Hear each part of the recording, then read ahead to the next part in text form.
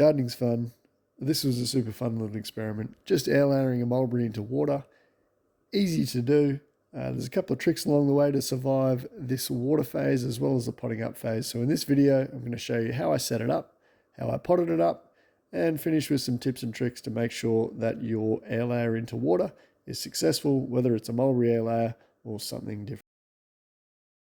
So I'm selecting my branch for an air layer. So in this process, I'm going to go thicker than pencil thickness, which I'd go for my normal cuttings or my hardwood cuttings.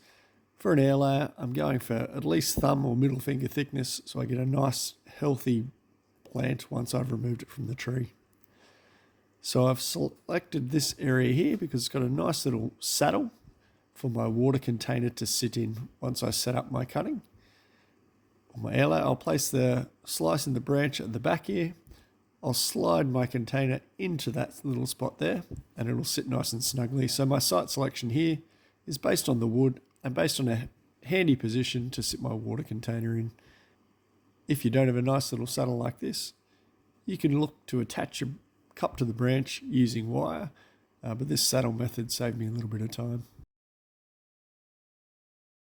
So I've got my small plastic container, which is the bottom of a drink bottle here. And what I'm going to do is just show you how it fits snugly in the branch. I'm going to make a cut in the back of the branch about 1/3 of the way through. So that'll get through the phloem, the cambium, and into that middle area of the branch. So with this little activity, you also need to consider before you make your cut how much growth you've got on top of where you're actually putting your air layer.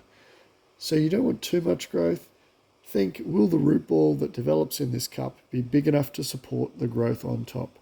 If you've got a really bushy, leafy section of plant, then you're probably not going to be able to support it with a really small root ball. But you'll be looking at about 50 centimetres or 2 foot of growth on top when you are choosing your location. So I've popped my cup back in. I'm just having a look at where to make the incision. I'm going to make the incision up on an angle with my nice sharp little knife here. I'll go 1/3 of the way through and look at positioning my cup in as I go.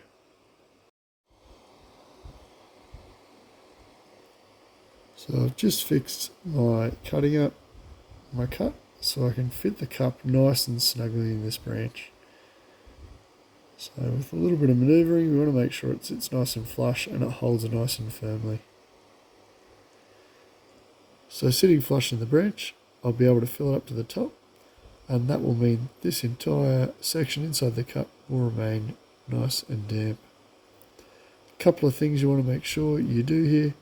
You want to keep the water level nice and high, so the section of wood inside the branch doesn't dry out. So the plant itself will be able to get moisture to the section above the plant using the xylem vessels in the center of the plant. This is just like air layering. You'll keep this damp. The sugars will run down the bottom in that outside layer in the cup. You'll get your hormones building up, and those sugars and hormones will mix and they'll start to build in callus, and then you'll get root production inside the cup. So your roots will spread out and your cup will be, or your plant will be ready to be removed and potted up. Now this is where we actually encountered a couple of problems that you needed to address regularly with your air layer in water. So being a clear cup, if you get any nutrients building up inside that cup, when it's full of water, you're going to get algal growth appearing on the outside. So you may need to run your fingers around the inside edge of that and just get some of that slimy algal growth off the outside of your cup. The other thing is you're naturally going to lose water to evaporation. This was set and run through the warmer months of the year, so this one was actually done in summer, so I was topping the water up every second day. It sat next to where I had coffee in the morning, so it was easy to remember. I just pop out, add a little bit of water. It's important to give it a flush of water as well. Fill it up, let it overflow, and just keep filling so you get some fresh water in that cup. That washes out some of those nutrients and saves your water getting stodgy and stagnant as well. There are a couple of tips for you. Change the water regularly and just keep the water topped up. Depending on your climate, depending on the heat, you may not have to do it as frequently as I did. So here's my mulberry air layer at the 14-week mark. You can see I haven't tied it around the back, so it won't be super easy just to slide right off. So I'll leave my cup there. I will saw it off at the back with my little Felco handsaw, and we'll see how we go. Before I go too far, I might drain a little bit of extra water off, so I'm not splashing water everywhere as we go.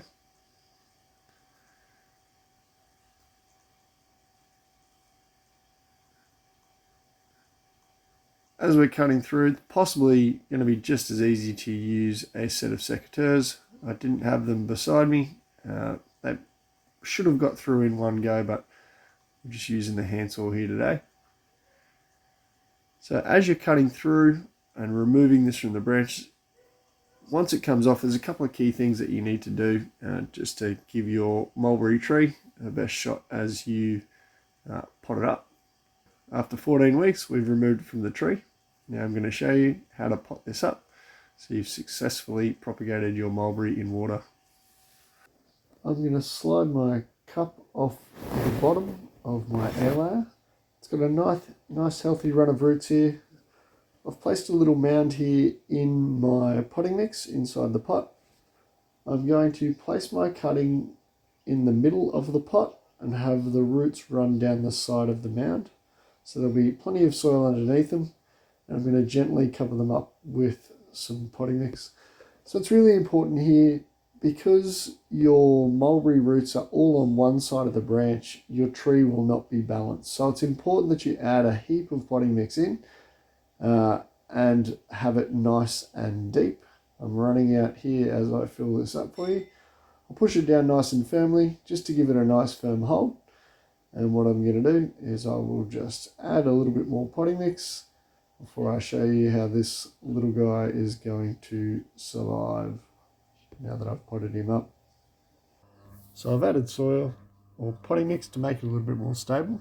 I'm just going to place it in a little bucket of water so it can wick water up from the bottom. It's used to being in a highly damp environment, so we want to make sure it's still in a familiar environment and able to take as much water as it can get. The last thing you need to be aware of when you are air layering mulberries is transplant shock. So this was potted up. After about 4 days after potting it up, the leaves started to dry out. It copped a really hot spell of weather, and as well as copping that hot spell, I was away and wasn't there to monitor it. But just the shock from going from being on the tree, constantly immersed in water, back to a pot with a limited root system, limited nutrient availability, it lost all its leaves. That's not a massive issue if you keep the potting mix damp.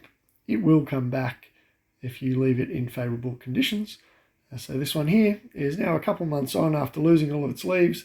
Kept a little bit of a prune back in places, but has shot its leaves again. It's still a little bit unstable. It does have a solid root base on one side of the plant, not so much on the other. So I'll leave it a little bit longer before I pot it up. But that is how you would air layer a mulberry in water. And there's some tips to help you keep your mulberry plant alive and thriving.